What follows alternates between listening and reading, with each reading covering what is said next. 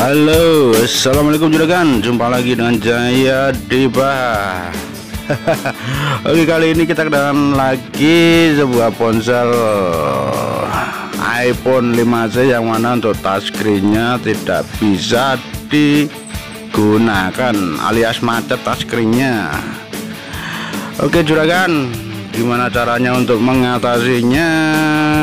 Silahkan simak videonya tentunya. Salam sukses, assalamualaikum.